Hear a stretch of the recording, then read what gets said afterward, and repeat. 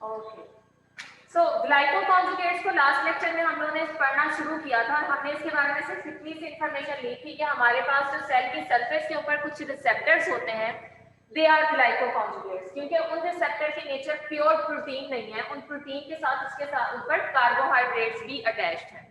फिर हमने एक एग्जांपल ली थी कि जो सिग्नल मॉलिक्यूल्स हैं, जिसमें हमने इंसुलिन की एग्जांपल ली थी कि हमारी बॉडी के अंदर जो हार्मोन्स हैं, बिकॉज जो ब्रेन है वो एक सेल दूसरे सेल तक जो इंफॉर्मेशन उसने प्रोवाइड करनी है या उसने बॉडी को जो कंट्रोल करना है, उसने कुछ सिग्नल मॉलिक्यूल्स के थ्रू करना है, और उन सिग्नल मॉलिक्यूल्स को हम क्या कहते हैं? Hormones. So there are some hormones which are proteins in nature, which are peptide in nature, और ये खाली पेप्टाइड हार्मोन नहीं होते बल्कि इनके ऊपर कार्बोहाइड्रेट की अटैचमेंट भी होती है। सो ना सिर्फ आपके रिसेप्टर कॉन्जुगेटेड मॉलिक्यूल्स हैं, बल्कि आपके जो कैरियर्स हैं, जो इंफॉर्मेशन रिच मॉलिक्यूल्स हैं, वो भी ग्लाइकोकॉन्जुगेट्स की फॉर्म में प्रेजेंट होते हैं। और इससे पहले हम लोग ये चीज बार बार डिस्कस करते आ रहे हैं कि कुछ कार्बोहाइड्रेट्स जो हैं वो सेल टू सेल एडहेजन में या सेल टू सेल कम्युनिकेशन में इन्वॉल्व है, एक्स्ट्रा सेलुलर मैट्रिक्स से इंफॉर्मेशन को पिक करते हैं और उसे सेल के अंदर ट्रांसड्यूस करते हैं। सो आज हम ये देखेंगे कि असल में ये जो मॉलिक्यूल्स हैं जो सेल की सरफेस के ऊपर प्रेजेंट है, जो एडहेजन में इन्वॉल्व है या जो सेल टू सेल कम्युनिकेशन में इन्वॉल्व है, ये कौन से मॉलिक्यूल्स हैं।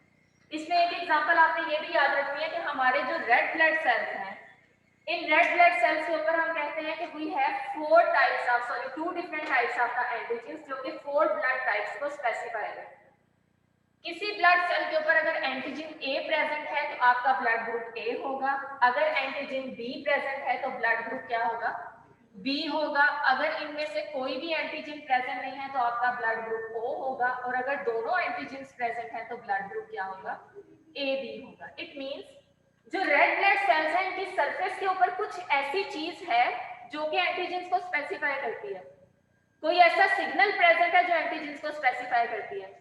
अगर सिर्फ एंटीजन ए का सिग्नल प्रेजेंट होगा तो सिर्फ यही बाइंड करेगी, अगर सिर्फ एंटीजन बी का सिग्नल प्रेजेंट होगा तो ये बाइंड करेगी, अगर दोनों एंटीजन का सिग्नल है तो दोनों बाइंड कर सकती हैं, और अगर किसी भी एंटीजन का सिग्नल नहीं है तो कोई भी एंटीजन बाइंड नहीं कर सकती। सो एक्चुअली सॉरी, हाँ बिल्कुल। सो आपके सेल की सरफेस के ऊपर यहाँ पे कुछ ऐसे मॉलिक्यूल्स होते हैं जो कि ग्लाइकोकॉन्जुगेट्स होते हैं। नहीं, एंटीजेंस के अलावा मैं बता रही हूँ कि सेल की सरफेस के ऊपर कुछ ग्लाइकोकॉन्जुगेट्स होते हैं जो कि ग्लाइकोलिपिड्स होते हैं, और आपकी एंटीजेंस ग्लाइकोप्रोटीन्स हैं। ठीक है, तो ये ग्लाइकोकॉन्जुगेट स्पेसिफाई करेंगे कि अगर एंटीजन ए ने आगे बाइंड करना है। समटाइम्स ग्लाइकोकॉन्जुगेट की कंपोजिशन ऐसी होती है कि वो एंटीजन ए को रिस्पॉन्ड नहीं करती, बल्कि कौन सी एंटीजन को रिस्पॉन्ड करती है? बी को। और समटाइम्स आपके जो ग्लाइकोकॉन्जुगेट्स हैं उनकी कन्फर्मेशन या उनकी सीक्वेंस ऐसी होती है कि वो किसी भी एंटीजन को इनकोड नहीं करती। हाँ जी, वो भी ग्लाइकोप्रोटीन होगा। सो इस केस में आप ये देख सकते हैं कि ना सिर्फ सेल की सरफेस के ऊपर प्रेजेंट ग्लाइकोकॉन्जुगेट किसी खास किस्म के एंटीजन को स्पेसिफाई करते हैं, बल्कि इनकी सीक्वेंस भी मैटर करती है। सीक्वेंस चेंज होने से एंटीजन की टाइप चेंज हो सकती है। सो हम लोग इससे पहले जो हेटेरोपॉलीसेकेराइड्स में हम पढ़ रहे थे, हेपारिन को पढ़ रहे थे, हाइलुरोनिक एसिड को पढ़ रहे थे, तो उसमें एक खास सीक्वेंस ऑब्जर्व कर रहे थे ना। इट मींस कि अगर वो सीक्वेंस बदल गई तो सेल का एक्स्ट्रा सेलुलर मैट्रिक्स के साथ जो कम्युनिकेशन का पाथवे है वो भी क्या हो जाएगा? चेंज हो जाएगा ना, बिकॉज ये सीक्वेंस इंपॉर्टेंट है, बिकॉज इस सीक्वेंस को रिकॉग्नाइज करते हुए सिग्नल मॉलिक्यूल ने क्या करना है? रिस्पॉन्ड करना है। सो आज के लेक्चर में हम लोग इन ग्लाइकोकॉन्जुगेट्स की ये जो बेसिक इंफॉर्मेशन हमारे पास ऑलरेडी है, इसको लेते हुए हम लोग थोड़ा इन डिटेल स्टडी करेंगे। ग्लाइकोकॉन्जुगेट्स के फंक्शंस क्या हैं? ये लास्ट लेक्चर में मैंने आप लोगों को 2 से 3 फंक्शंस इसके अलावा भी बताए थे कि इंट्रासेलुलर प्रोटीन ट्रैफिकिंग के अंदर भी ये ग्लाइकोकॉन्जुगेट्स इंपॉर्टेंट रोल प्ले करते हैं। फॉर एग्जांपल, अगर आपकी कोई प्रोटीन साइटोसोल के अंदर बनती है और उस प्रोटीन ने लाइसोसोम में जाना है, तो प्रोटीन को कैसे पता चलेगा कि मैं लाइसोसोम में जाऊं, मैं एंडोप्लाज्मिक रेटिकुलम में जाऊं, मैं माइटोकॉन्ड्रिया में जाऊं या गोल्जी अपरेटस में जाऊं? हर एक ऑर्गेनेली में प्रोटीन रिक्वायर्ड है, हर एक ऑर्गेनेली में एंजाइम रिक्वायर्ड है। सो साइटोसोल के ऊपर बनने वाली प्रोटीन के ऊपर कुछ खास किस्म के टैग्स लगाए जाते हैं, और वो टैग्स की नेचर क्या होती है? कार्बोहाइड्रेट। यानी अगर आपकी न्यूली सिंथेसाइज्ड प्रोटीन के ऊपर मैनोज 6 फॉस्फेट का टैग लगेगा तो ये मैनोज 6 फॉस्फेट का टैग स्पेसिफिक है for the proteins of lysosome.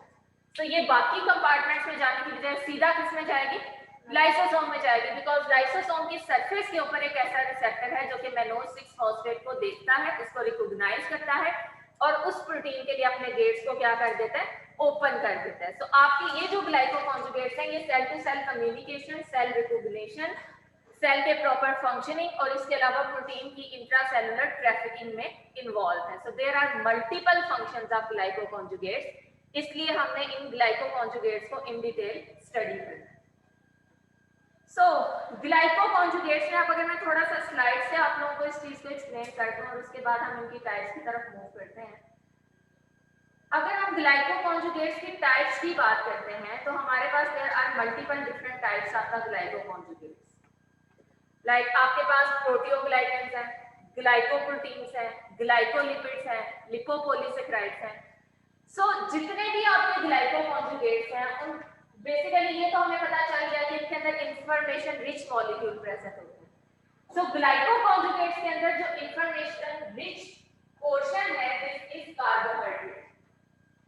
ठीक है, जैसे अभी मैंने आपको बताया कि प्रोटीन के केस में इंडिविजुअल या फिर आपकी जो नॉन मॉडिफाइड प्रोटीन है उसके पास कोई इंफॉर्मेशन नहीं थी कि मैंने किस ऑर्गेनेली में जाना, ठीक है, लेकिन जैसे ही आपने कार्बोहाइड्रेट इसके ऊपर लगा दिया, this carbohydrate is rich in the information कि तुमने किस कंपार्टमेंट में जाना है, लाइसोसोम में जाना है। सो आप यहाँ पे कह सकते हैं ना कि आपकी इस ऑर्गेनेली की इंफॉर्मेशन इस कार्बोहाइड्रेट मॉलिक्यूल के ऊपर प्रेजेंट है।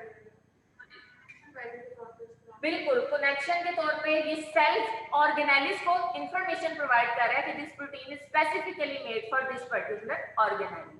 सो आप कह सकते हैं कि आपके जितने ग्लाइकोकॉन्जुगेट्स हैं उनके अंदर आपका जो एक्टिव या इंफॉर्मेशन रिच मॉलिक्यूल है वो कौन सा मॉलिक्यूल होगा, carbohydrate portion informational rich molecule होगा। So let's move toward the types of glycoconjugates और हम इनको वन बाय वन जो है वो इन डिटेल स्टडी करेंगे। लाइक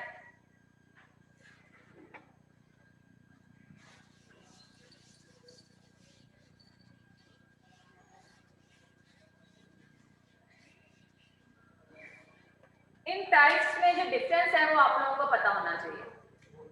ग्लाइकोकॉन्जुगेट्स है तो इसका मतलब है कि इस केस में carbohydrate as an essential molecule present होगा, ऐसा ही है ना। ग्लाइको मींस कार्बोहाइड्रेट, कार्बोहाइड्रेट एक एसेंशियल मॉलिक्यूल है और बाकी मॉलिक्यूल जो है वो मल्टीपल टाइप्स के हो सकते हैं। पहला कॉम्बिनेशन अगर आप देखें तो आपके पास पहले कॉम्बिनेशन में यू हैव अ शुगर या फिर carbohydrate attach with the protein, यानी अगर आपका जो कार्बोहाइड्रेट कंपोनेंट है वो कोवलेंटली अटैच है विद द प्रोटीन, तो आपके पास इस केस में जो कॉन्जुगेट्स बनेंगे वो दो तरह के होंगे। ये कॉन्जुगेट्स या तो ग्लाइकोप्रोटीन्स हो सकते हैं, these conjugates could be glycoproteins, या फिर ये क्या हो सकते हैं, प्रोटियोग्लाइकेंस। इसमें लिपिड्स मैंने क्यों नहीं बताया, बिकॉज लिपिड्स तो तब बनेंगे ना जब आपके कार्बोहाइड्रेट प्रोटीन की बजाय किसके साथ एसोसिएट होंगे, लिपिड्स के साथ। सो जब आपके कार्बोहाइड्रेट एसोसिएशन डेवलप कर रहे हैं या लिंक हो रहे हैं विद द प्रोटीन, सो इस केस में आपके पास दो पॉसिबिलिटीज हैं, या तो आपका वो ग्लाइकोकॉन्जुगेट ग्लाइकोप्रोटीन कहलाएगा which means carbohydrates attach with the protein, या फिर वो प्रोटियोग्लाइकेन कहलाएगा। This is also a combination of proteins and carbohydrates.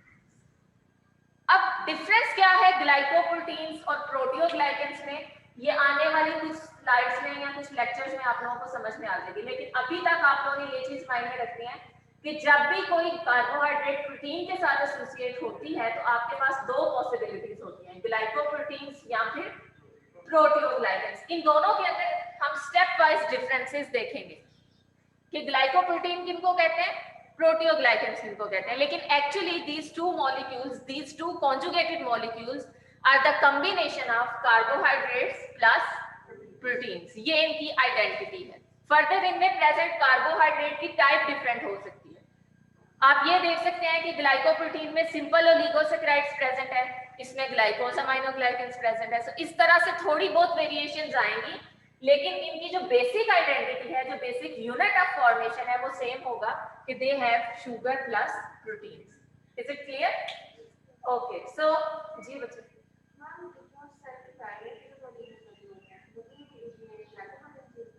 कहाँ पे बिल्कुल, मैं अभी उस तरफ आती हूँ, आपको बताती हूँ कि वो भी प्रोटियोग्लाइकेंस भी हो सकती हैं, ग्लाइकोप्रोटीन्स भी हो सकती हैं, दोनों टाइप्स हो सकती हैं। Okay, the next combination is the combination of sugar with lipids. इस केस में भी आपके पास दो पॉसिबिलिटीज हैं कि शुगर आपका कार्बोहाइड्रेट जब लिपिड के साथ एसोसिएट होता है तो आपके पास जो बनने वाले ग्लाइको कॉन्जुगेट्स हैं उनको या तो आप ग्लाइकोलिपिड्स कहते हैं या फिर आप उनको लिपोपोलीसेक्राइड्स कहते हैं।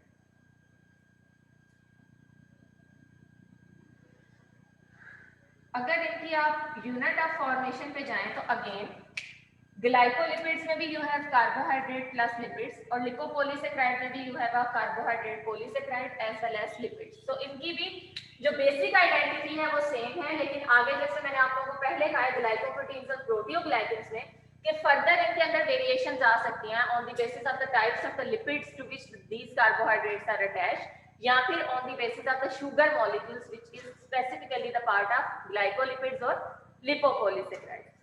सो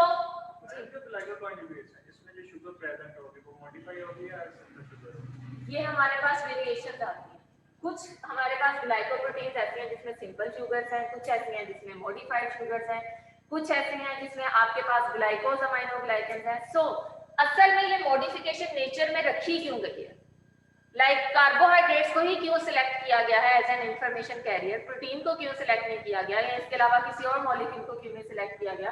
क्योंकि कार्बोहाइड्रेट्स में हमारे पास वेराइटीज ज्यादा है।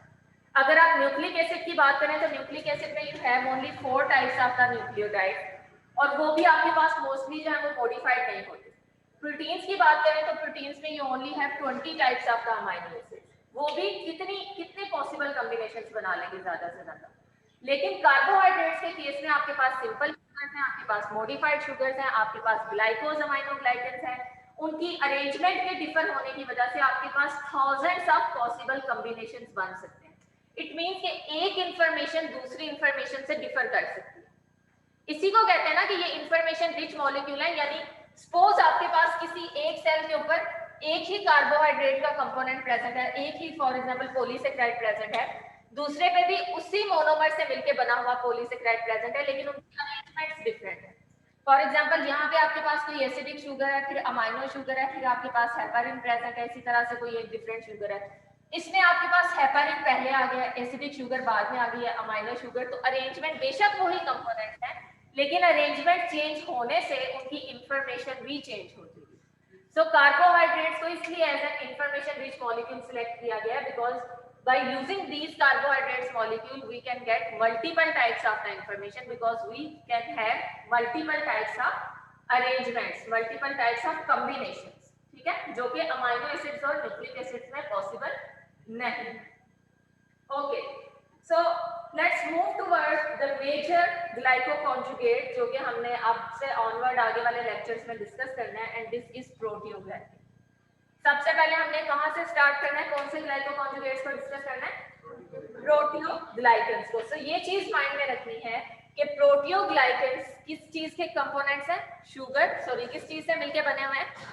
Sugar and proteins, just like the glycoproteins, ठीक है। सो ये चीज अपने माइंड में रखनी है कि at the end of the proteoglycans हमने इनको ग्लाइकोप्रोटीन से डिफरेंशिएट भी करना है। हमने ये भी देखना है कि किस तरह से आपके जो ग्लाइकोप्रोटीन्स हैं वो प्रोटियोग्लाइकेन से डिफरेंट है।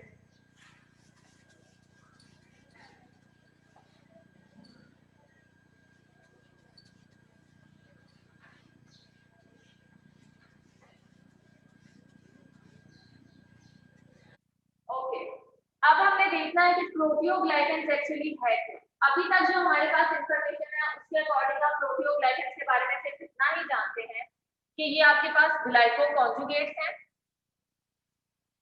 और ये ऐसे ग्लाइकोकॉन्जुगेट्स हैं जिसमें आपके पास कौन से कंपोनेंट्स हैं? शुगर प्रेजेंट है और शुगर के अलावा और कौन सा कंपोनेंट है? प्रोटीन प्रेजेंट है। अब जरा हम इसको थोड़ा सा एक्सप्लोर करते हैं।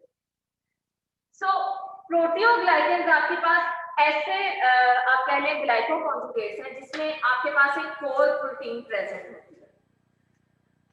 This is a core protein. Core protein means central protein. ठीक है, एक आपके पास सेंट्रल या कोर प्रोटीन है और इस प्रोटीन के ऊपर you have multiple carbohydrates attached. Right, यहाँ पे मैं ये ब्लैक कलर से जो दिखा रही हूँ ये कार्बोहाइड्रेट्स.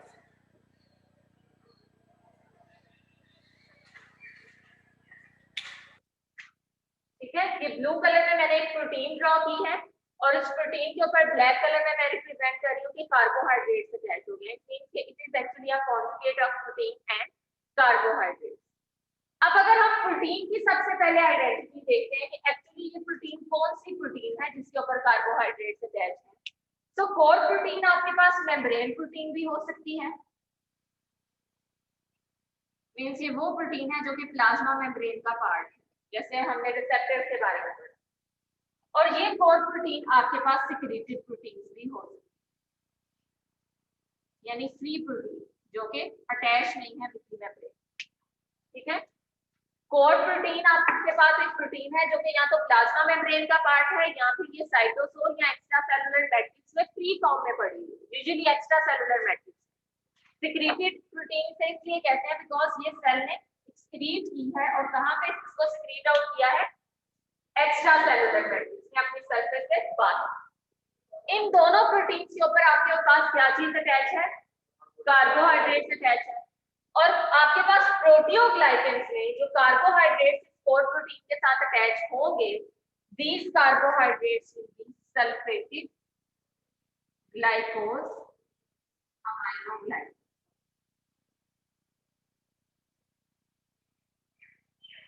यानी जब भी आपको किसी सेल की सरफेस के ऊपर प्रेजेंट प्रोटीन या एक्स्ट्रा सेलुलर मैट्रिक्स में सिक्रेटेड प्रोटीन के ऊपर सल्फेटेड ग्लाइकोज अमाइनोग्लाइकेंस लगे हुए मिलेंगे तो आप उस कॉम्बिनेशन को ग्लाइकोप्रोटीन नहीं कहोगे बल्कि क्या कहोगे, प्रोटियोग्लाइकेंस. बिकॉज प्रोटियोग्लाइकेन एक ऐसा कॉम्बिनेशन है जिसमें आपकी प्रोटीन के साथ सिर्फ और सिर्फ सल्फेटेड ग्लाइकोज अमाइनोग्लाइकेंस अटैच हो. ठीक है, बाकी कार्बोहाइड्रेट्स अटैच नहीं हो सकते. अगर सल्फेटेड ग्लाइकोज अमाइनोग्लाइकेंस अटैच होंगे तो हम उसको बाकी जो ग्लाइकोप्रोटीन है उससे सेपरेट कर लेंगे और किस क्लास में रखेंगे, प्रोटियोग्लाइकेंस के अंदर. Is it clear? पहले हमने ग्लाइको कॉन्जुगेट्स देखी, उनकी टाइप्स देखी और प्रोटियोग्लाइकेंस में हमने देखा कि शुगर और प्रोटीन प्रेजेंट है उनमें से शुगर की आइडेंटिटी क्या है, सल्फेटेड ग्लाइकोज अमाइनोग्लाइकेंस, और प्रोटीन की आइडेंटिटी क्या है कि सेल की सरफेस के ऊपर प्रेजेंट हो सकती है या फिर सिक्रेटेड प्रोटीन भी हो सकती है, दोनों के ऊपर ये प्रेजेंट है. ओके, ये आपके पास एक जनरल सा जो है ना वो आप अगर स्लाइड को ऑब्जर्व करें तो ये एक जनरल सी पिक्चर दिखाई गई है प्रोटियोग्लाइकेंस और इसी पैटर्न से मैंने आप लोगों को यहाँ पे ड्रॉ करके दिखाया था कि कंफ्यूजन ना हो. These are the core proteins. यहाँ पे आपको ये जो सेंट्रल मॉलिक्यूल दिखाया गया है ना, एक्चुअली ये सेल की मेम्ब्रेन, ये बैरियर है और यहाँ पे आपके पास ये जो प्रोटीन दिखाए जा रहे हैं, these are the core proteins. Some proteins are उनकी जो डोमेन्स है वो एक्स्ट्रा सेलुलर मैट्रिक्स में है और कुछ प्रोटीन्स की डोमेन्स है वो साइटोसोलिक कंपार्टमेंट. और ये जो आपको ब्लू कलर के डॉट्स नजर आ रहे हैं ये सल्फेटेड ग्लाइकोज अमाइनोग्लाइकेंस है. इट मींस कि दिस इज द मेम्ब्रेन और आपके पास ये जो मेम्ब्रेन बाउंड्री प्रोटीन्स है इन मेम्ब्रेन बाउंड्री पर क्या चीज अटैच है, सल्फेटेड ग्लाइकोज अमाइनोग्लाइकेंस. तो इस कॉम्बिनेशन को आप क्या कहेंगे, this is a representation of proteoglycans. Okay, अब हम ये देख लेते हैं कि प्रोटियोग्लाइकेंस के साथ ये जो प्रोटीन अटैच होते हैं एक्चुअली ये प्रोटीन की इंटरेक्शन के थ्रू अटैच. हमें ये तो पता है कि आपके पास ये एक कोर प्रोटीन है और कोर प्रोटीन के साथ ये अटैच हुई है आपके कार्बोहाइड्रेट, लेकिन इंटरेक्शन किस तरह से हुई है, कौन से बॉन्ड्स बने हैं. सो आपके पास जो ग्लाइकोज अमाइनोग्लाइकेंस है, सल्फेटेड ग्लाइकोज अमाइनोग्लाइकेंस, ये कोर प्रोटीन के साथ अटैच हो सकते हैं by two different types of interaction. ये इंटरेक्शंस कोवलेंट इंटरेक्शंस भी हो सकती हैं और ये इलेक्ट्रोस्टैटिक इंटरेक्शंस भी हो सकती हैं.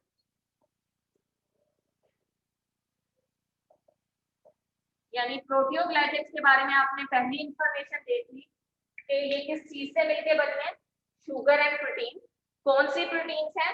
मेम्ब्रेन प्रोटीन्स भी हो सकती हैं, सिक्रीटेड प्रोटीन्स भी हो सकती हैं। कौन से कार्बोहाइड्रेट्स अटैच हैं? सल्फेटेड ग्लाइकोसामाइनोग्लाइकेंस। और कार्बोहाइड्रेट प्रोटीन के साथ किस तरह से अटैच है? कोवलेंट इंटरैक्शंस या फिर इलेक्ट्रोस्टैटिक इंटरैक्शंस के थ्रू वो उसके साथ अटैच।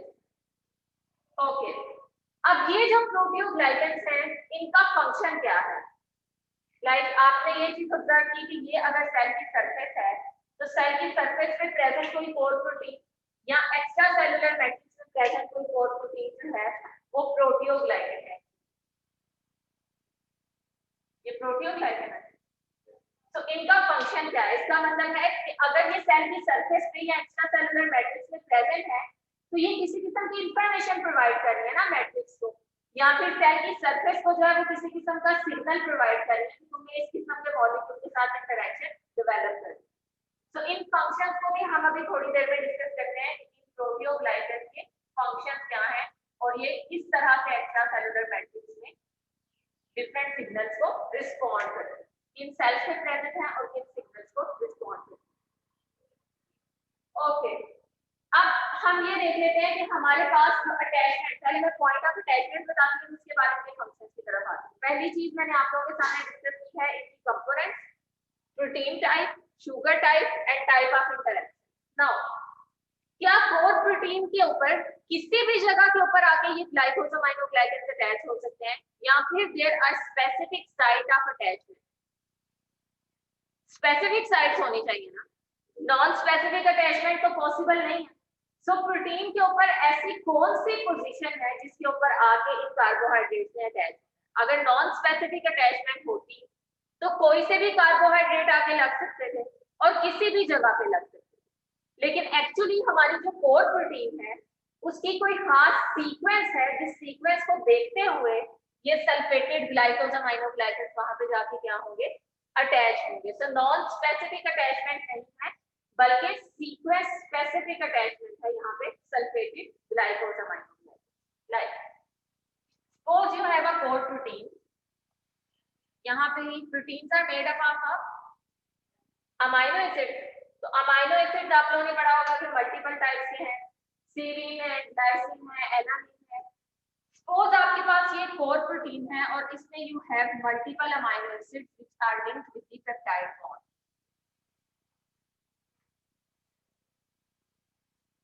इसमें ये आपके पास अमाइनो एसिड है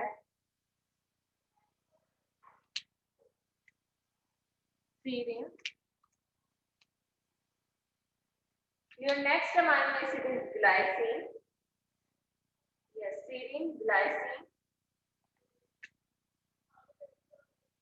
X and again glycine.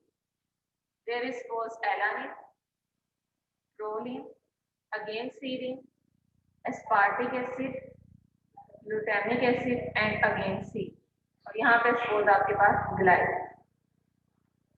पहली बात तो आपने ये याद रखनी है कि आपकी जो प्रोटीन है, जो कोर प्रोटीन है, उसमें सीरीन ऐसा अमाइनो एसिड रेसिड्यू है जिसके ऊपर सल्फेटेड ग्लाइकोसामाइनोग्लाइकेन से अटैच। लेकिन कौन सा सीरीन?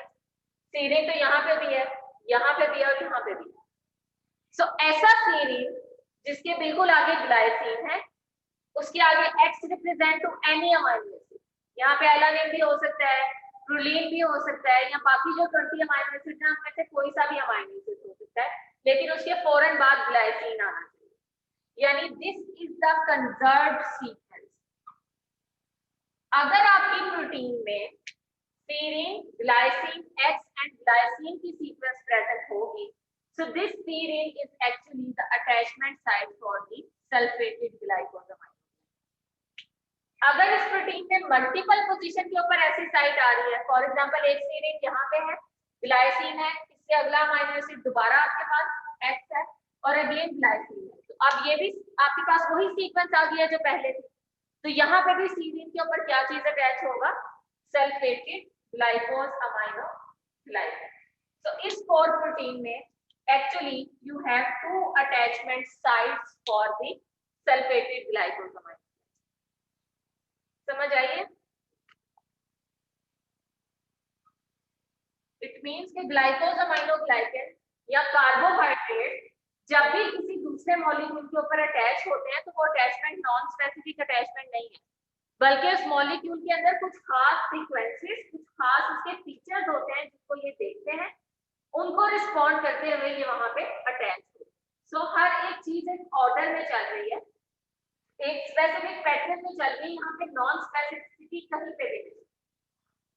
क्लियर हो गया? ओके, अब हम ये देखते हैं कि अटैचमेंट होती किस तरह से।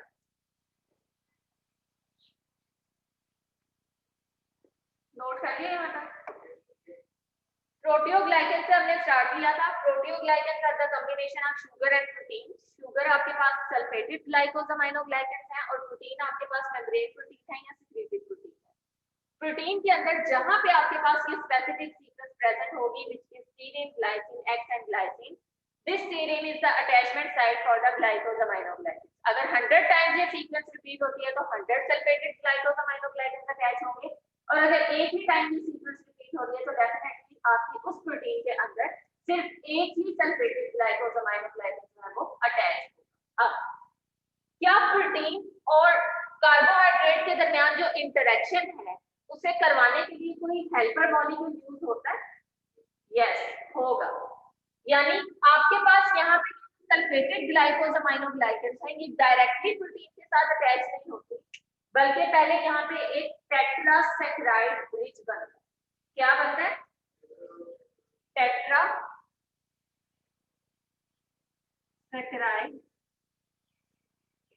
ब्रिज। और इस ब्रिज के ऊपर आके क्या चीज अटैच होगी? सल्फेटेड ग्लाइकोज अमाइनोग्लाइकन। यानी आपकी जो प्रोटीन है उस प्रोटीन के ऊपर सीक्वेंस थी, sorry, serine, X, glycine and serine, glycine, X and glycine। बच्चे यहाँ पे देखिएगा, सपोज आपके पास यहाँ पे एक प्रोटीन थी और इस प्रोटीन में there was a sequence serine, glycine, X and glycine। Now this is the serine जिसके ऊपर आके एक टेट्रासैकराइड ब्रिज बनेगा, और इस टेट्रासैकराइड ब्रिज के ऊपर आके क्या चीज अटैच होगी? सल्फेटेड ग्लाइकोसामाइनोग्लाइकन। इट मींस प्रोटीन और ग्लाइकोसामाइनोग्लाइकन के दरमियान इंटरेक्शन करवाने के लिए 4 कार्बोहाइड्रेट्स, टेट्रासैकराइड कह रहे हैं ना, 4 कार्बोहाइड्रेट्स आपस में अटैच होंगे और फिर वो उनके दरमियान क्या डेवलप करेंगे? Connection develop.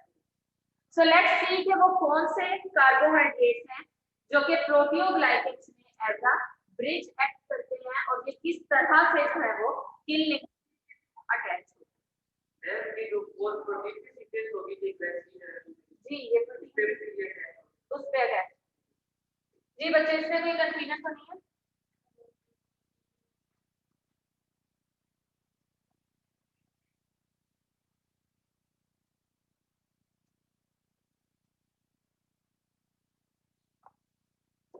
तो सपोज कि आपके पास ये एक सीक्वेंस है प्रोटीन की जिसमें there is an amino acid serine, यहाँ पे सपोज अलग था serine, then glycine, X, glycine, यहाँ पे प्रोलीन है सपोज, और एस्पार्टिक एसिड। तो हम देख सकते हैं कि ये वाला जो serine है, actually this serine is specific for the glycosaminoglycan because ये कंजर्व्ड सीक्वेंस का पार्ट है। तो हमने अभी रिकॉग्नाइज किया है कि प्रोटियोग्लाइकन्स में जो ग्लाइकोसामाइनोग्लाइकन है वो हमेशा उस serine के साथ अटैच होते हैं, the serine which is the part of the sequence serine, glycine, X and glycine। So अब इस serine के ऊपर किसी सल्फेटेड ग्लाइकोसामाइनोग्लाइकन में आके अटैच होना है। सपोज स्लाइड्स में ये चीज बताई गई है कि यहाँ पे आपके पास आके अटैच होगा कॉन्ड्राइटन सल्फेट। तो कॉन्ड्राइटन सल्फेट में कौन से कंपोनेंट्स हैं? ग्लूकुरोनिक एसिड, और सेकंड कंपोनेंट कौन सा है? एन एसिटाइल गैलेक्टोजामाइन और सल्फेट। और इनके दरमियान कौन सा लिंकेज था? Beta 1,3 linkage. तो ये आपके पास जो है वो एक आप कह लें कि सल्फेटेड ग्लाइकोसामाइनोग्लाइकन, ये कॉन्टिन्यूअस है ना, ये आपके पास सल्फेटेड ग्लाइकोसामाइनोग्लाइकन है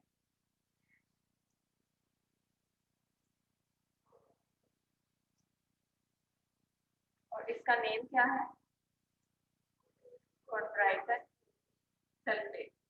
इस कॉन्ड्राइटन सल्फेट ने अटैच होना है विद दिस सीरीन, लेकिन हम ये कह रहे हैं कि अटैचमेंट एक टेट्रासैकराइड ब्रिज के थ्रू होती है। तो हम ये देख लेते हैं कि उस ब्रिज में कौन कौन से जो है वो कार्बोहाइड्रेट्स इन्वॉल्व हैं और वो किस तरह से लिंक करते हैं। लाइक पहला कार्बोहाइड्रेट आपके पास है xylose. First carbohydrate is xylose which is a 5 carbon carbohydrate, 5 carbon containing sugar. Second component कौन सा है, galactose. Third component is galactose and fourth one is glucuronic acid. यानी आपके पास 3 सिंपल शुगर और एक एसिडिक शुगर यहाँ पे टेट्रासैकराइड ब्रिज में present. First sugar is xylose जो कि एक पेंटोज है, fourth is second is galactose, third पे भी गैलेक्टोज है और फोर्थ पोजीशन पे कौन सा कार्बोहाइड्रेट है, ग्लूकुरोनिक एसिड यानी एसिडिक शुगर प्रेजेंट। और अगर आप इनके लिंकेजेस की बात करें तो जाइलोज और गैलेक्टोज के दरमियान कौन सा लिंकेज प्रेजेंट है, बीटा 1। गैलेक्टोज और गैलेक्टोज के दरमियान कौन सा लिंकेज है, बीटा 1,3। अगेन गैलेक्टोज और ग्लूकुरोनिक एसिड के दरमियान कौन सा लिंकेज है, बीटा 1,3। और ग्लूकुरोनिक एसिड और इस कॉन्ड्राइटन सल्फेट के दरमियान कौन सा लिंकेज होगा, बीटा 1,4। इसको मैं दोबारा से बता रही हूँ कि आपके पास suppose there was a protein जिसमें सीरीन था और ये सीरीन ऐसा सीरीन था जहां पे आगे सल्फेटेड ग्लाइकोसामाइनोग्लाइकेन अटैच है। सीरीन डायरेक्टली सल्फेटेड ग्लाइकोसामाइनोग्लाइकेन के साथ अटैच नहीं हो सकती, पहले एक टेट्रासैकराइड ब्रिज बनेगा। इट मींस कि सबसे पहले जाइलोज एक शुगर आगे यहां पे अटैच है। अब जाइलोज ने नेक्स्ट गैलेक्टोज के साथ अटैच होना है, तो there should be a glycosidic bond और वो ग्लाइकोसिडिक बॉन्ड कौन सा है, बीटा 1,4। बीटा 1,4 ग्लाइकोसिडिक बॉन्ड के थ्रू ये किसके साथ अटैच होगी, गैलेक्टोज के साथ। This galactose will make another bond, glycosidic bond with the galactose और वो बॉन्ड कौन सा है, बीटा 1,3।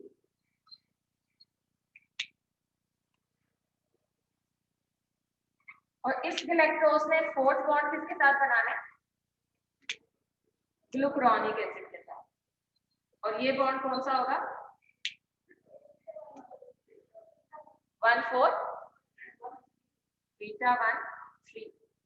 तो आपके पास ये टेट्रासैकराइड ब्रिज बन गया जिसमें आपके पास पहला बॉन्ड बीटा 1,4 है और सेकंड बॉन्ड्स जो है आपके पास दोनों वो बीटा 1,3 है। अब इस टेट्रासैकराइड ब्रिज में इस सीरीन के साथ किसको अटैच करवाना है, सल्फेटेड ग्लाइकोसामाइनोग्लाइकेन को। और यहाँ पे वो सल्फेटेड ग्लाइकोसामाइनोग्लाइकेन कौन सा था, कॉन्ड्राइटन सल्फेट। कॉन्ड्राइटन सल्फेट के बारे में हम जानते हैं कि कॉन्ड्राइटन सल्फेट के अंदर हमारे पास एसिडिक शुगर है, वो एसिडिक शुगर कौन सी है, ग्लूकुरोनिक एसिड। और इसमें जो हमारे पास जो सेकंड शुगर है अमाइनो शुगर वो कौन सी है, N-एसिटाइल गैलेक्टोजामाइन 4 सल्फेट। और इनके दरमियान कौन सा बॉन्ड है, बीटा 1,3। सो ये जो आपके पास टेट्रासैकराइड ब्रिज है ये इस कॉन्ड्राइटन सल्फेट के साथ अटैच होगा with another glycosidic bond and this glycosidic bond is beta 1,4 glycosidic bond. तो यहाँ से हमें ये चीज पता चल गई कि हमारे जितने भी प्रोटियोग्लाइकेंस हैं उनमें जो प्रोटीन्स हैं उन प्रोटीन्स चाहे वो मेम्ब्रेन प्रोटीन्स हैं, वो सिक्रीटेड प्रोटीन्स हैं, उनके अंदर एक एक्टिव अमीनो एसिड रेसिड्यू है। The amino acid is serine, but not all serine. The serine, which is the part of serine, glycine, X and glycine sequence, इस serine के ऊपर sulfated glycosaminoglycans attach हो सकते हैं, but for the attachment of these sulfated glycosaminoglycans, there must be a tetrasaccharide bridge. और इस tetrasaccharide bridge की composition क्या है, xylose, galactose, galactose and glucuronic. Clear हो गया?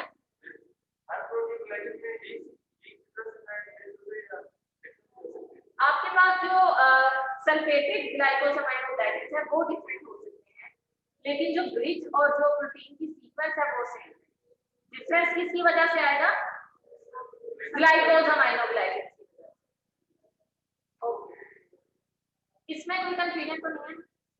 ओके, सो अब हम दो प्रोटियोग्लाइकेन की एग्जांपल को डिस्कस करते हैं।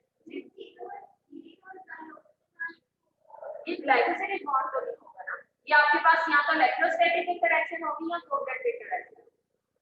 ठीक है, सीरीन एक ऐसा अमाइनो एसिड है जिसकी अगर आप देखें अमाइनो एसिड में आपके पास एक तरफ कार्बोक्सिलेटेड ग्रुप होता है, एक तरफ अमाइनो ग्रुप होता है, एक तरफ हाइड्रोजन होता है और आपके पास एंड पे आर चेन। सो सीरीन की जो आर चेन है हाइड्रोक्सी मिथाइल, इट मींस इसमें भी आपके पास एक जो है वो हाइड्रोक्साइल ग्रुप या पोलर ग्रुप प्रेजेंट है जो कि इसके साथ क्या कर सकते हैं, इंटरेक्शन डेवलप करते हैं। ठीक है, तो वो इंटरेक्शन आपके पास कोवलेंट इंटरेक्शन भी हो सकती है, कंडेंसेशन रिएक्शन भी हो सकता है, या आपके पास जो वो वैसे इस केस में जो वो मल्टीपल अदर फैक्टर्स इन्वॉल्व है जो कि इसे इंटरेक्ट करेंगे विद द सीरीन।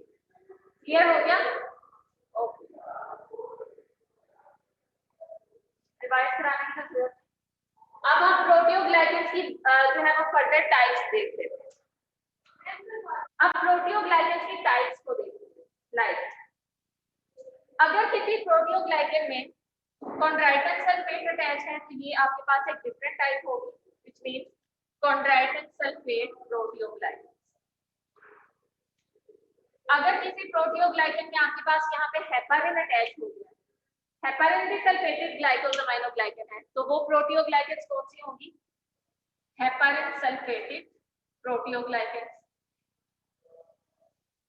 यानी वो प्रोटियोग्लाइकेंस जिनमें आपके पास ग्लाइकोजामाइनो ग्लाइकेन को हेपारिन सल्फेट। केराटिन सल्फेट अगर आपके अटैच हो जाएगा तो आप कहेंगे these proteoglycans are keratin sulphate proteoglycan. Similarly dermatan sulphate proteoglycan. Animal cells में सबसे ज्यादा क्वांटिटी में जो प्रोटियोग्लाइकेंस प्रेजेंट होते हैं वो हेपारिन सल्फेटेड प्रोटियोग्लाइकेंस, इसलिए हम first of all heparin sulphate proteoglycans को डिस्कस करेंगे। यानी ये ऐसी प्रोटियोग्लाइकेंस है जिसमें कौन से ग्लाइकोजामाइनो ग्लाइकेंस ने अटैच होना है?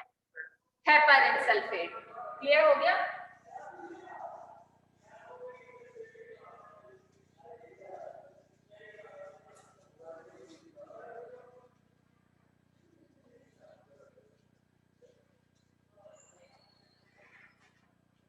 तो प्रोटियोग्लाइकेंस में हमने शुगर प्रोटीन की बात की और शुगर प्लस प्रोटीन में हमने इसको स्पेसिफाई कर लेते हैं ताकि हम आगे इनकी जो टाइप्स हैं उसको देख लें। सल्फेटेड ग्लाइकोजामाइनो और यहाँ पे मैं सिर्फ और सिर्फ अब हेपारिन, क्योंकि इस टाइम हम कौन से सल्फेटेड ग्लाइकोजामाइनो ग्लाइकेन को डिस्कस कर रहे हैं? Heparin sulphate. तो अगर हेपारिन सल्फेट किसी प्रोटीन के साथ अटैच होगा, चाहे वो प्रोटीन आपकी मेम्ब्रेन प्रोटीन है या फिर आपकी वो सिक्रीटरी प्रोटीन है, तो इस केस में आपके पास जो प्रोटियोग्लाइकेंस बनेंगे उन प्रोटियोग्लाइकेंस को हम क्या कहेंगे? Heparin sulphate proteoglycans. Heparin sulphate proteoglycans की फर्दर टू टाइप्स हैं, सिंडिकेन एंड ग्लिपिकेन।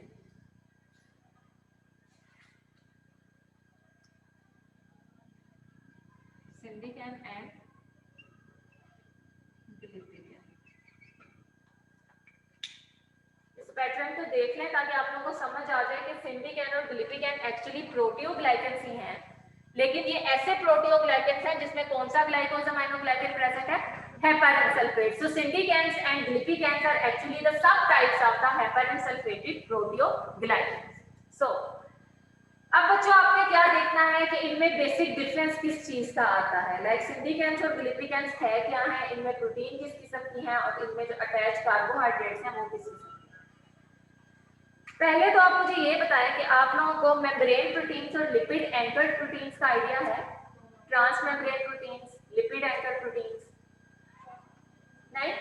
चलिए फिर पहले इस चीज को क्लियर कर लेते हैं। एंकर्ड प्रोटीन्स की जो है वो ट्रांस मेम्ब्रेन प्रोटीन्स क्या है, लिपिड एंकर्ड प्रोटीन्स क्या है, इसको डिस्कस कर लेते हैं ताकि आने वाले लेक्चर्स में आप लोगों से अगर मैं कभी ये चीज पूछूं तो आप लोगों को मैं अभी थोड़ा सा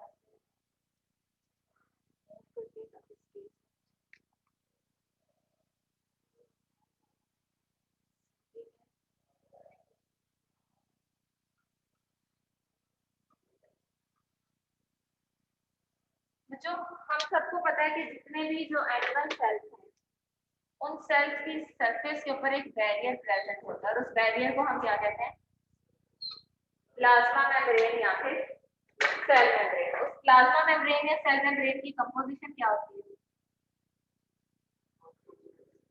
फॉस्फोलिपिड्स प्रेजेंट होते हैं और उसके अंदर प्रोटीन एम्बेड होते हैं, यानी lipid bilayer with the protein. Phospholipids के जो हेड ग्रुप्स हैं वो आउटर सरफेस के ऊपर प्रेजेंट होते हैं बिकॉज ये पोलर होते हैं, और जो इनकी टेल्स होती हैं जो हाइड्रोफोबिक होती हैं वो इंटीरियर रीजन के ऊपर प्रेजेंट होते हैं इस तरह। तो आउटर एनवायरनमेंट हाइड्रोफिलिक है और इनर एनवायरनमेंट क्या है, hydrophobic.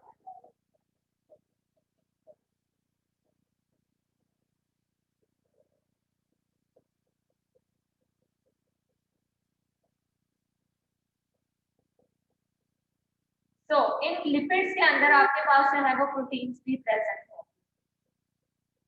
There are some proteins जो कि प्लाज्मा मेम्ब्रेन में इस तरह से अटैच होती हैं या इस तरह से वो प्लाज्मा मेम्ब्रेन में प्रेजेंट होती है कि उनकी पूरी की पूरी जो प्रोटीन का पोर्शन है वो प्लाज्मा मेम्ब्रेन में से पास करता है। इन मेम्ब्रेन्स को क्या कहते हैं, ट्रांस मेम्ब्रेन प्रोटीन। ऐसी प्रोटीन्स जो कि मेम्ब्रेन में से पास कर, जिनका कुछ पोर्शन मेम्ब्रेन में से गुजर रहा है, इन प्रोटीन्स को क्या कहा जाता है, transmembrane. There are some proteins जो कि बिल्कुल ऐसे साइड पे अटैच होती हैं प्लाज्मा मेम्ब्रेन की। अगर हम बात करें इसको मैं यहाँ से रख करें बिकॉज ये पोर्शन किसने ऑक्युपाई किया होगा, प्रोटीन ने ऑक्युपाई किया, और ये प्रोटीन कौन सी है, ट्रांस मेम्ब्रेन। तो जब भी आपने ट्रांस मेम्ब्रेन प्रोटीन का जिक्र सुना आपको पता चल जाना चाहिए कि ये ऐसी प्रोटीन है जो कि प्लाज्मा मेम्ब्रेन के अंदर से पास कर रही है, उसमें से इसका एक स्पेसिफिक पोर्शन है वो गुजर रहा है। देयर आर सम प्रोटीन जो कि प्लाज्मा मेम्ब्रेन के साथ बिल्कुल ऐसे एंड पे अटैच है इस तरह से, यानी मेम्ब्रेन के एक पोर्शन के साथ साथ अटैच होती हैं, उसमें से पास नहीं करती। इन मेम्ब्रेन को कहा जाता है पेरिफेरल मेम्ब्रेन प्रोटीन। ये प्रोटीन्स क्या है, पेरिफेरल मेम्ब्रेन प्रोटीन्स। और ये क्यों पेरिफेरल मेम्ब्रेन प्रोटीन्स है, बिकॉज ये पेरिफेरी के साथ साथ अटैच है, ये मेम्ब्रेन में से पास नहीं कर रही। ये peripheral membrane proteins extra cellular matrix में भी प्रेजेंट हो सकती हैं और साइटोसोलिक कंपार्टमेंट में भी प्रेजेंट हो सकती है, यानी एट अ टाइम किसी एक साइट पे अटैच होंगी, प्लाज्मा मेम्ब्रेन में से पास नहीं करेगी। So these are the intracellular peripheral membrane protein and this is the extracellular peripheral membrane protein. ये साइटोसोलिक peripheral membrane protein है और ये आपके पास extracellular peripheral membrane protein। यहाँ तक कोई कंफ्यूजन? असल में यहाँ पे ये जो पेरिफेरल मेम्ब्रेन प्रोटीन्स हैं ये एक पेरिफेरी के साथ क्यों अटैच है, बिकॉज इनके पास कोई ऐसे ग्रुप्स नहीं है, कोई ऐसा पोर्शन नहीं है जो कि हाइड्रोफोबिक एनवायरनमेंट में से गुजर सके। ये प्रोटीन्स पोलर प्रोटीन्स हैं, इनके अंदर कौन से अमाइनो एसिड्स हैं, पोलर अमाइनो एसिड्स हैं जो कि सिर्फ हाइड्रोफिलिक हेड ग्रुप्स के साथ ही इंटरेक्शन डेवलप कर सकते हैं, इसलिए ये सरफेस पे प्रेजेंट है। और ये ऐसी प्रोटीन्स हैं जिनमें पोलर अमाइनो एसिड्स भी हैं और non polar amino acids. Polar portion plasma membrane के अंदर प्रेजेंट है, हाइड्रोफोबिक पोर्शन प्लाज्मा मेम्ब्रेन में प्रेजेंट है और हाइड्रोफिलिक पोर्शन साइटोसोल और एक्स्ट्रासेलुलर मैट्रिक्स में प्रेजेंट है। देयर आर सम प्रोटीन्स जो कि ना तो ट्रांस मेम्ब्रेन प्रोटीन्स होती हैं ना तो पेरिफेरल मेम्ब्रेन प्रोटीन्स।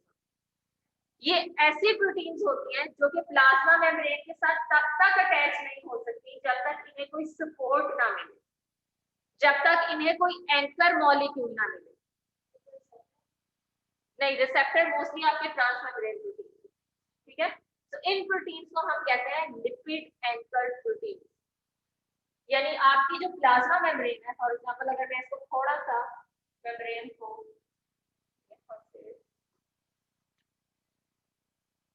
ड्रॉ करके आप लोगों को बताऊंगी।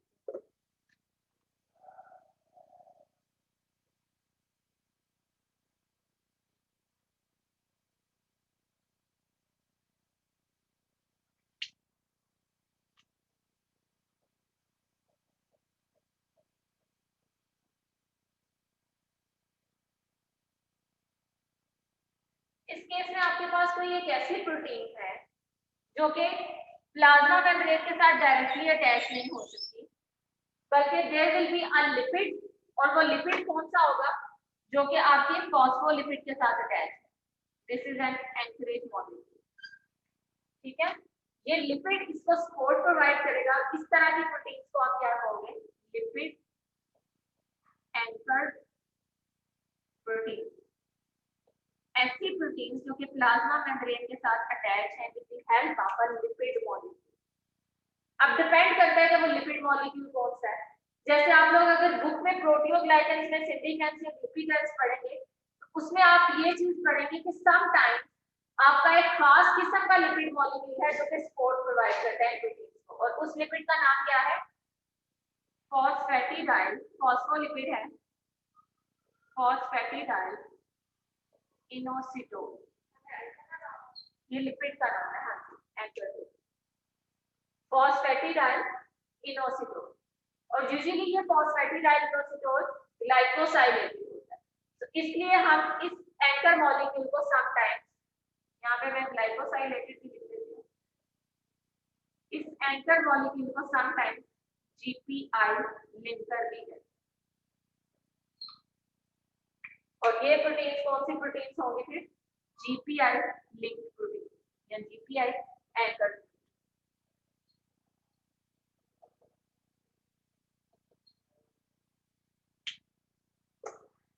रिपीट कर दो एक दफा।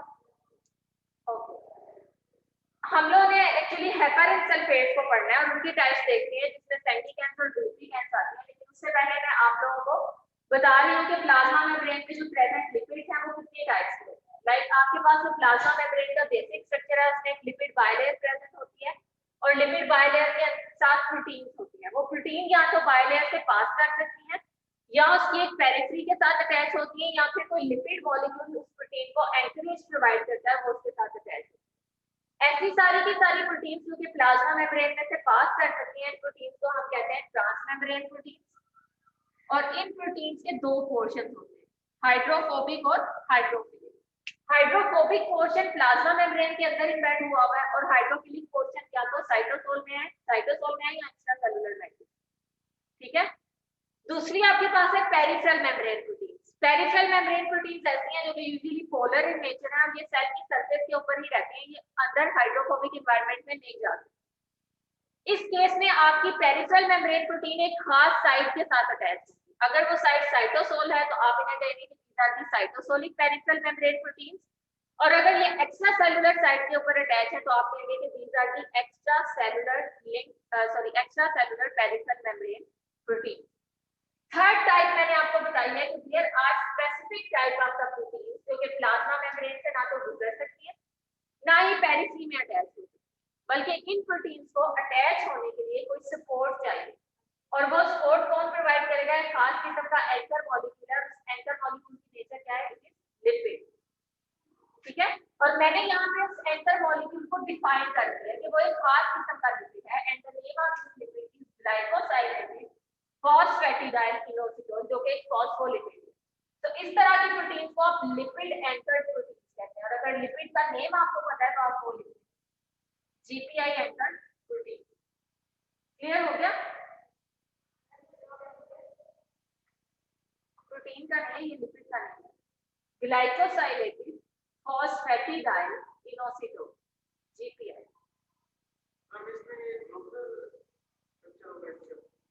क्या चीज, हाँ जी, इसको डिस्कस करें। टाइप्स ऑफ मेम्ब्रेन प्रोटीन्स हो गए। अब हम देख लेते हैं कि सिंडिकेंस क्या है और डुप्लीकेंस।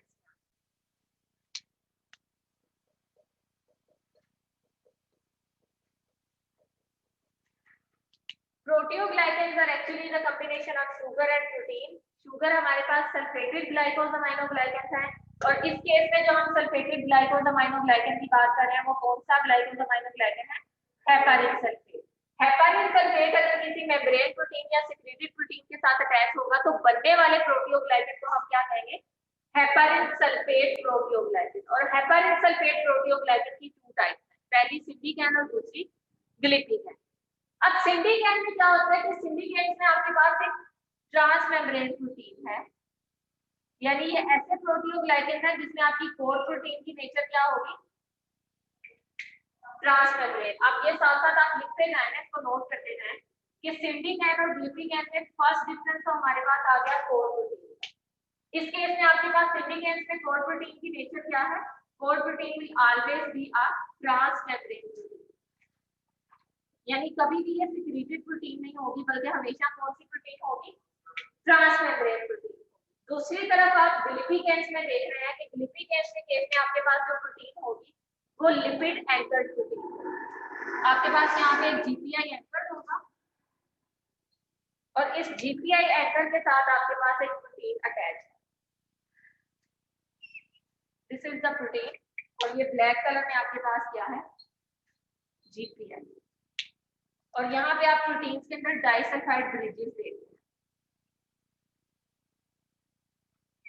डाइसल्फाइड ब्रिजेस का आइडिया है? एंड से बता देते हैं कि ये डाइसल्फाइड ब्रिजेस एक्चुअली किस तरह से बनते हैं। सो पहला डिफरेंस हो गया कि सिंडिकेंस में आपके पास कोर प्रोटीन जो है वो ट्रांसमेम्ब्रेन है। ग्लिपिकेंस में अगर आप बात करते हैं तो ग्लिपिकेंस के केस में आपके पास ट्रांसमेम्ब्रेन की नेचर क्या होगी? Lipid anchor. सेकेंड, आप यहाँ पे ये चीज देख रहे हैं कि आपके पास जो सिंडिकेट है, सिंडिकेट में आपके पास कोई एक खास किस्म का जो ग्लाइकोसामाइनोग्लाइकन है वो प्रेजेंट है। हेपारिन सल्फेट भी है और कॉन्ड्राइटिन सल्फेट भी है, लेकिन हेपारिन सल्फेट की जो क्वांटिटी है वो कॉन्ड्राइटिन सल्फेट के मुकाबले में क्या होगी? ज्यादा होगी। यानी दो different types of sulphated glycosaminoglycan syndecan में प्रेजेंट होंगे, लेकिन उन दोनों में से ज्यादा क्वांटिटी में कौन सा प्रेजेंट होगा?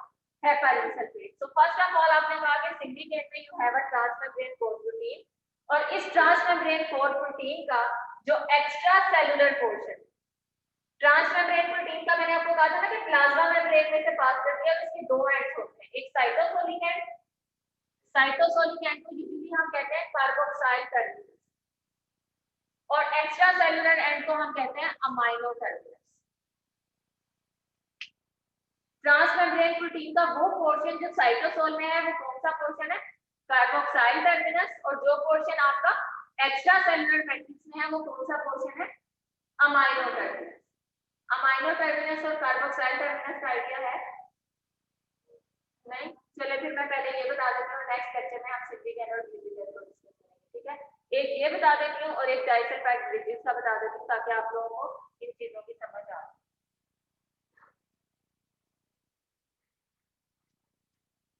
बच्चों जब भी हमारे पास कोई प्रोटीन बनती है ना तो आपके पास अमाइनो एसिड्स के दरमियान पेप्टाइड बॉन्ड फॉर्मेशन होती है।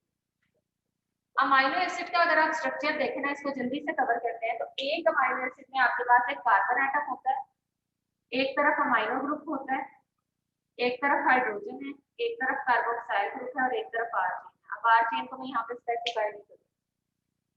ये अमाइनो एसिड नेक्स्ट जब किसी दूसरे अमाइनो एसिड के साथ पेप्टाइड बॉन्ड फॉर्मेशन करता है तो इस अमाइनो एसिड का कार्बोक्साइल टर्मिनस दूसरे अमाइनो एसिड के अमाइनो ग्रुप के साथ, इसका कार्बोक्साइल ग्रुप और इसका कौन सा ग्रुप? अमाइनो ग्रुप, ये पेप्टाइड बॉन्ड फॉर्मेशन। यहाँ पे भी स्पोर्स आर चेन है। थर्ड अमाइनो एसिड को देख लेते हैं। थर्ड अमाइनो एसिड में आपके पास अगेन यहाँ पे amino group, carboxyl terminus group, hydrogen and R. This is the third amino acid. और इधर आपके पास fourth amino, fourth amino acid का भी यही स्ट्रक्चर होगा, amino group, carboxylic acid group, hydrogen and R. Peptide bond formation में आपके पास यहाँ से हाइड्रोजन और यहाँ से हाइड्रोक्साइल ग्रुप रिलीज होगा और आपका यहाँ पे जो है वो बॉन्ड फॉर्मेशन पेप्टाइड बॉन्ड।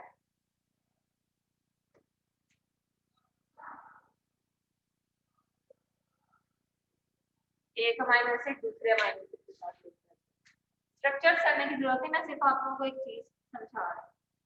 यहाँ पे भी आपके पास इस अमाइनो एसिड का कार्बोक्साइल टर्मिनस ग्रुप इसके अमाइनो ग्रुप के साथ पेप्टाइड बॉन्ड फॉर्मेशन करेगा और ये कनेक्ट होगा।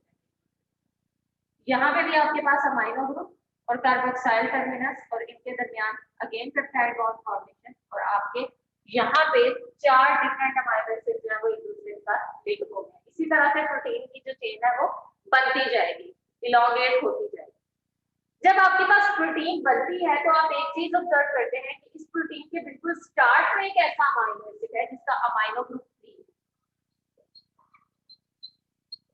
3 अमाइनो ग्रुप, यानी ये पेप्टाइड बॉन्ड फॉर्मेशन में यूज नहीं हुआ, इसका कार्बोक्साइल ग्रुप यूज हो गया है। नेक्स्ट का कार्बोक्साइल भी यूज है, अमाइनो भी यूज हो गया, उससे नेक्स्ट भी अमाइनो भी यूज हो रहा है, कार्बोक्साइल टर्मिनस भी यूज हो रहा है। बिल्कुल जब आप एंड पे जाएंगे तो there will be an amino acid, last amino acid जिसका कार्बोक्साइल ग्रुप 3 है, 3 कार्बोक्साइल। सो प्रोटीन का वो एंड जहां पे आपके पास एक 3 अमाइनो ग्रुप प्रेजेंट हो उसको आप अमाइनो टर्मिनस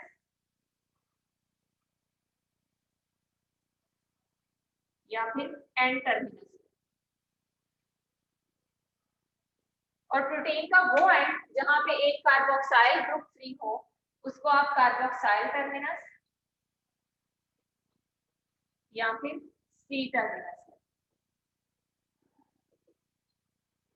क्लियर हो गया?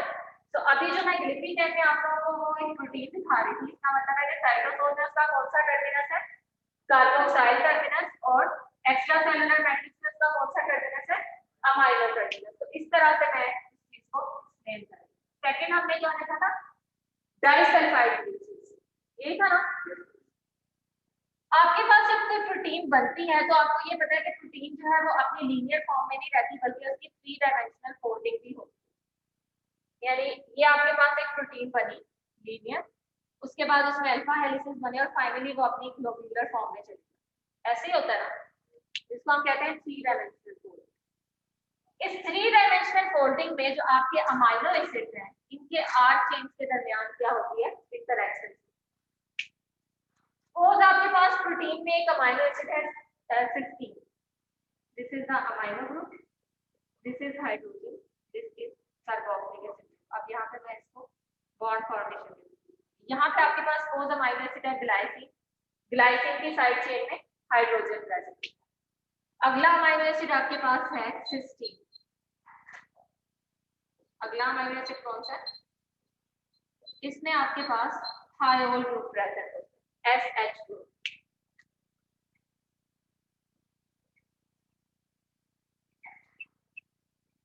उससे अगला आपके पास अमाइनो एसिड है एलानिन, जिसकी साइड चेन में क्या चीज प्रेजेंट है, मिथाइल ग्रुप प्रेजेंट है। और सपोज इसके आगे दोबारा आपके पास एक अमाइनो एसिड आ गया 16।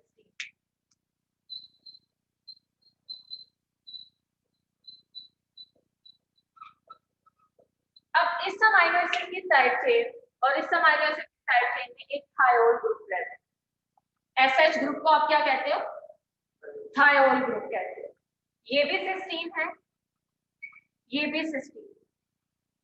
सपोज जब ये प्रोटीन फोल्ड होने लगी तो ड्यूरिंग फोल्डिंग आपका यहाँ पे प्रेजेंट सिस्टीन और ये सिस्टीन एक दूसरे के सामने आ, इसकी साइड चेन में कौन सा ग्रुप है, SH, और इसकी साइड चेन में कौन सा ग्रुप है, SH, थायोल ग्रुप।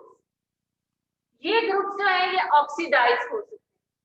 ऑक्सीडेशन किसे कहते हैं, oxygen addition of oxygen, removal of hydrogen या रिमूवल ऑफ इलेक्ट्रॉन। तो जब ये दोनों ग्रुप एक दूसरे को अप्रोच करेंगे, क्योंकि ये ऑक्सीडाइज हो सकते हैं, यहाँ से ये अपना हाइड्रोजन रिलीज करेगा, ये हाइड्रोजन रिलीज करेगा, इसमें एक बॉन्ड का पोटेंशियल आ गया और इसमें एक बॉन्ड का पोटेंशियल आ गया और ये आपस में वो बॉन्ड बना। तो इस बॉन्ड को क्या कहते हैं, डाइसल्फाइड ब्रिज या डाइसल्फाइड बॉन्ड, जिसमें 2 सल्फर एटम्स हैं और ये सल्फर एटम्स एक्चुअली कौन से सल्फर एटम्स हैं, जो अमाइनो एसिड सिस्टीन की साइड से, ठीक है। तो इस तरह से आपके जो सिस्टीन है वो कन्वर्ट हो गई है किसके अंदर, सिस्टाइन। ये आपके पास डाइसल्फाइड ब्रिज वाली है। तो जो आपने यहाँ पे ग्लिपिकैन का स्ट्रक्चर है, अगर मैं स्लाइड दिखा दूं तो इसमें आप देख सकते हैं कि आपकी जो वो कोर प्रोटीन एक तो लिपिड एंकर प्रोटीन है, you can see in this slide कि ग्लिपिकैन में आपके पास जो कोर प्रोटीन प्रेजेंट है वो कोर प्रोटीन ट्रांसमेम्ब्रेन प्रोटीन नहीं है, ये लिपिड एंकर प्रोटीन है और इसमें एंकरेज कौन प्रोवाइड कर रहा है, जीपीएल। और इसमें जो आपके पास मेम्ब्रेन प्रोटीन अटैच है, इस प्रोटीन के अंदर एक्चुअली 2 डाइसल्फाइड ब्रिजेस भी प्रेजेंट, ठीक है। सो नेक्स्ट आप ये देख सकते हैं कि इन दोनों प्रोटीन्स में जो सिंडिकैन है, स्लाइड्स को अगर आप लोग फोकस करें, सिंडिकैन के केस में आपके पास यहाँ पे ये ग्रीन कलर में हेपारिन सल्फेट है, यानी इसका जो एक्स्ट्रा सेलुलर मैट्रिक्स है या जो अमाइनो टर्मिनस है, इस अमाइनो टर्मिनस में आपके पास कौन से ग्लाइकोसामाइनोग्लाइकन अटैच हो रहे हैं, हेपारिन सल्फेट और उसके बाद कॉन्ड्राइटिन सल्फेट। लेकिन हेपारिन सल्फेट की क्वांटिटी कॉन्ड्राइटिन सल्फेट से क्या है, ज्यादा है। और यहाँ पे आप देख सकते हैं कि ग्लिपिकैन में सिर्फ एक ही तरह के ग्लाइकोसामाइनोग्लाइकन अटैच हैं, वो कौन से हैं, ग्रीन कलर में आपके पास कौन सा है, हेपारिन। तो ये 2 से 3 पॉइंट है जो आपने याद रखने हैं सिंडिकैन और ग्लिपिकैन में। दोनों ही हेपारिन सल्फेटेड ग्लाइकोसामाइनोग्लाइकन हैं, लेकिन सिंडिकैन में कोर प्रोटीन ट्रांसमेम्ब्रेन प्रोटीन है और ग्लिपिकैन में कोर प्रोटीन कौन सी है, एंकर प्रोटीन है। दूसरा डिफरेंस हमने ये देखा कि हमारे पास जो सिंडिकैन है, सिंडिकैन के अंदर आपकी जो प्रोटीन है उसकी एक्स्ट्रा सेलुलर मैट्रिक्स में 2 तरह के ग्लाइकोसामाइनोग्लाइकन हैं, कौन कौन से, हेपारिन सल्फेट एंड कॉन्ड्राइटिन सल्फेट। लेकिन हेपारिन सल्फेट की कंसंट्रेशन क्या है, ज्यादा है। लेकिन आपके पास जो ग्लिपिकैन है उसकी प्रोटीन के ऊपर कौन से ग्रुप्स अटैच है, हेपारिन सल्फेट ग्लाइकोसामाइनोग्लाइकन। और ये जो हेपारिन सल्फेट ग्लाइकोसामाइनोग्लाइकन से अटैच है, ये एन टर्मिनस के ऊपर नहीं बल्कि कौन से टर्मिनस पे अटैच है, सी टर्मिनस पे अटैच है। जबकि यहाँ पे कौन से टर्मिनस पे है, एन टर्मिनस पे। तो यहाँ पे अटैचमेंट है ऑन सी टर्मिनस। और जो थर्ड डिफरेंस हमने देखा है वो ये है कि ग्लिपिकैन के ऊपर आपकी जो प्रोटीन होगी उसमें डाइसल्फाइड बॉन्ड्स भी प्रेजेंट होंगे। तो यहाँ तक आपकी ये दोनों टाइप्स हैं, इनको इन डिटेल हम लोग इंशाल्लाह नेक्स्ट